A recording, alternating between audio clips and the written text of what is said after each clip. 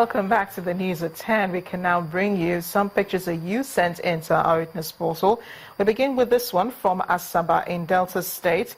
It shows a flooded road. Eyewitness reporter calls for the construction of deeper drains.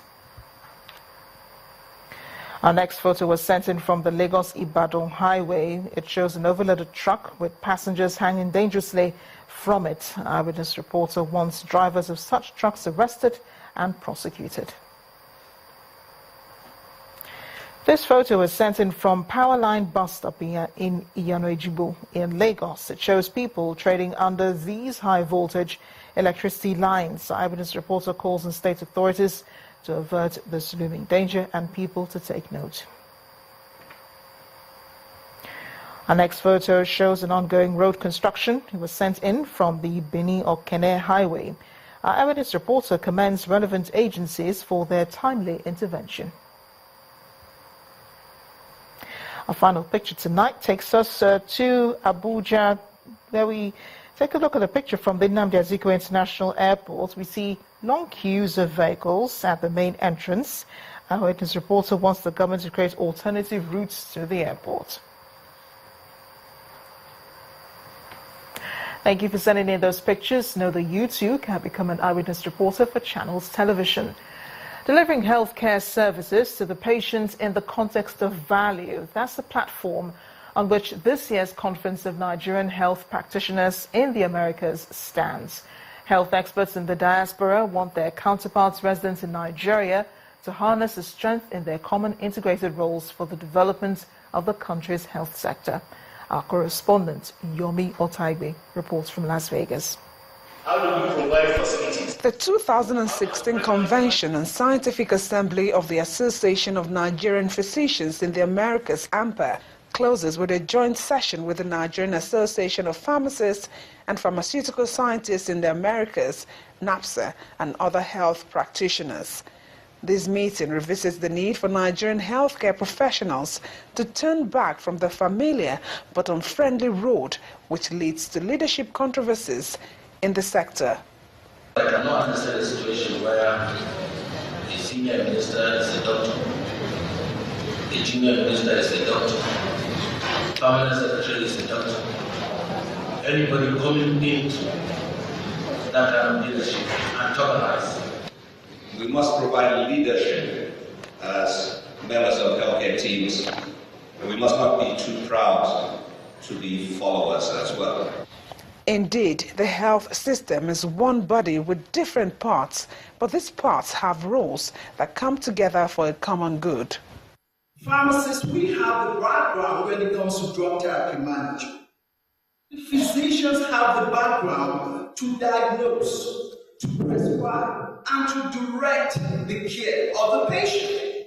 Unless we have good communication skills among ourselves, respect each other's perspective, collaboration may not be successful, but it's a necessity. We find that the doctors, the pharmacists, the nurses, and other healthcare professionals, they don't work together.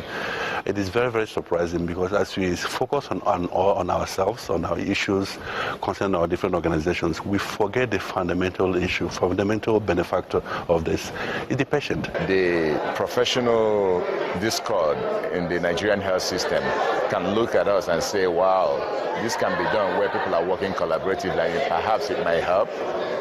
We have a leadership course or workshop where we are talking about shared leadership. Many here agree that the federal government of Nigeria has a major role to play in ensuring harmony within the country's health workforce by creating an enabling environment for the health team based on well-defined roles for team members.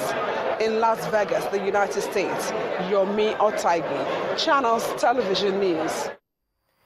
The wife of the president, Aisha Buhari, has donated some food items to the less privileged and internally displaced persons in Gombe State. Representing the wife of the president, former governorship candidate of the All Progressives Congress in Gombe, Mr. Inuwa Yahaya, commended the initiative of the First Lady and advised other individuals and corporate organizations to give to the IDPs. According to him, the food items will also be given to those participating in the Ramadan fast. He advised beneficiaries to continue to remain law-abiding citizens and support state and federal authorities in the fight against terror. We are here in order to present gift items from Her Excellency, the wife of the President of the Federal Republic of Nigeria, for transmission to the ordinary people of Gombe State that are going through this period of fasting and that are so traumatized to the extent that because of the effects of insurgency and insecurity, some of them are highly impoverished and they are finding it difficult to make life easy. So she feels, out of compassion, out of sympathy, and out of benevolence, that she must reach out to the people so that they can supplement the little they have in order to go through the period of hardship, particularly during this period of Ramadan. Meanwhile, leaders in Nigeria have been called upon to step up their contributions to national development, especially by tackling cases of unemployment in the country. A call is coming from the wife of the Vice President, Dolapo Osinbajo, during her visit to Owerri, the Imo State capital, for the graduation of students from a skills acquisition center tagged Project Ayodele Initiative. Top government functionaries, royal fathers, women and youths are here to witness the graduation ceremony of students who passed through the skill acquisition program initiated by the wife of the Vice President, Mrs. Dolapo Osinbajo, in collaboration with the wife of the Imo State Governor, Nkechinyere Okorocha. The wife of the governor believes the training will address the issue of unemployment in the state. I went around all the centers and I saw the seal with which you were there. And above all, you assured me that as soon as you are finished with your training, that as we just taken on you, and you'll be ready to train other Imo youths and women. The initiator, the wife of the Vice President, Mrs. Dolapo Osinbajo, mounts the stage and calls on leaders to support government policies on providing social welfare. All that you have seen here today, even all the officials and the leaders of the land, coming up and donating towards your continuous training. I believe Her Excellency and her organization will continue this training till every corner of Imo is covered by people with skills. In his speech, Governor Rochas Okorocha enjoined Nigerians to emulate the gesture. Every big man in Nigeria is able to do something that can create jobs. There is no poverty in Nigeria. This is why I describe Nigerian poverty as that apparent poverty which does not reflect any practical realities. Some beneficiaries of the project share their experiences. If you give a man a fish, he will get hungry and come back begging. But if you teach a man how to fish, you have succeeded in teaching him how to feed his family. Not only feeding his family, but feed his generation and everybody around him. Look at the effect of products. These are my Bibles. Now we can stand here and say, we are like that. Has successfully trained 810 women and youths across Imo State on soap making, baking, fashion designing and hairdressing. Graduates will be given finance to kickstart their own businesses and contribute to the development of the society. At least 30 people are still missing after communal attacks were recorded in Ababene Obubra local government area of Cross River State. Residents in this area are still counting their losses after an alleged ambush in their villages. Tonight, our community report examines the causes and the aftermath of the clash as inhabitants appeal to state authorities to intervene. Now you're talking.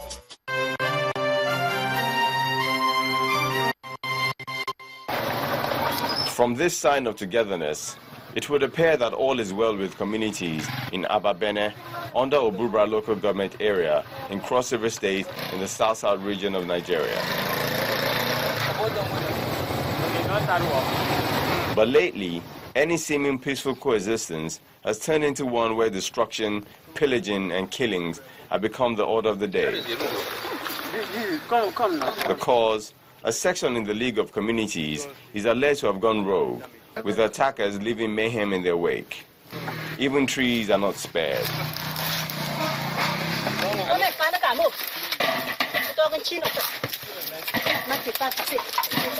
This woman is filled with confusion, grief, and panic.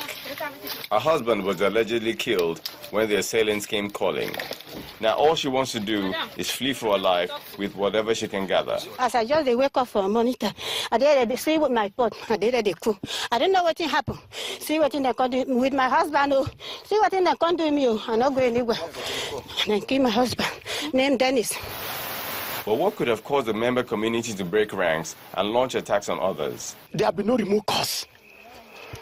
Because if there should be a cause, somebody that know that me and somebody are having a problem, he will not go to farm, leave his children. Some people were damaged in the midst of children. Because we never had any problem with anybody. The only way our people did was to run away. So haven't sent a call to me. I advise them to continue running. My phone, my bed phone, and other properties were burnt. My yamba was destroyed. And that was how we escaped. Up till now, there is no peace. We have not come here to even have a food to eat.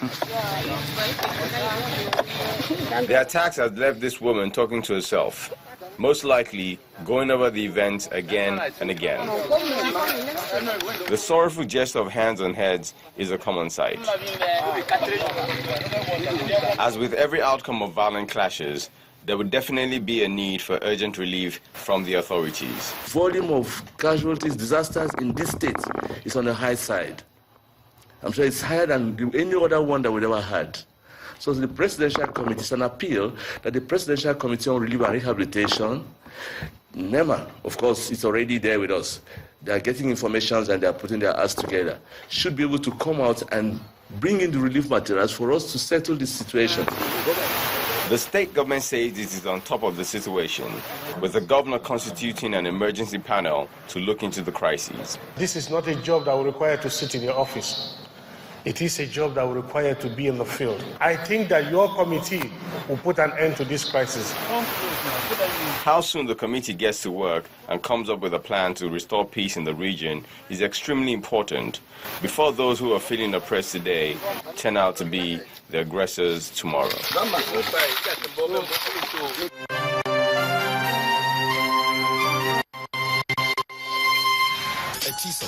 Now you're talking.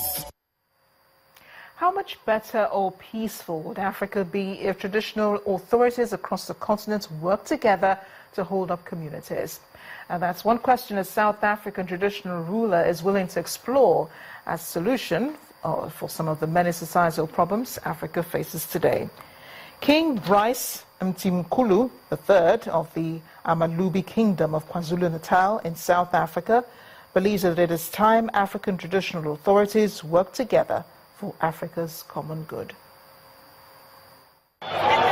In a worrisome world of many frustrated youths, terrorism, violence and hopelessness for some families, some believe the breakdown of the nuclear community and traditional authority and poverty are to blame. Monarchy has a way of relating to culture, uniting culture, using culture and relationship, not issues of laws and powers. One traditional ruler is attempting to rally his peers across Africa together to begin to mend things.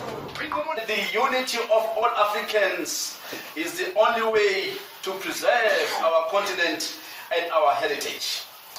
We have thus resolved to bring all institutions of monarchy in Africa under one umbrella.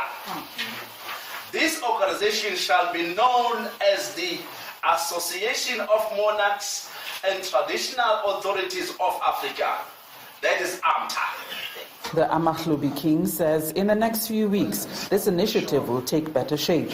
But skeptics are still skeptical about how it will all play out. On I've attended many of these meetings with other kings. 3 more kings I've attended. They all have the same vision. The issue is here. First of them, the kings themselves, they must unite. They must become one. Once they become one, then they call us. This one is talking here, the other is talking there. Then now we don't know which camp to belong to. Much as there are many kingdoms, much as many kings may not have the same vision, it is a chance to relook again, to look at the African continent, look at who are we as Africans, and create a legacy that we can leave behind. AMTA will be very powerful.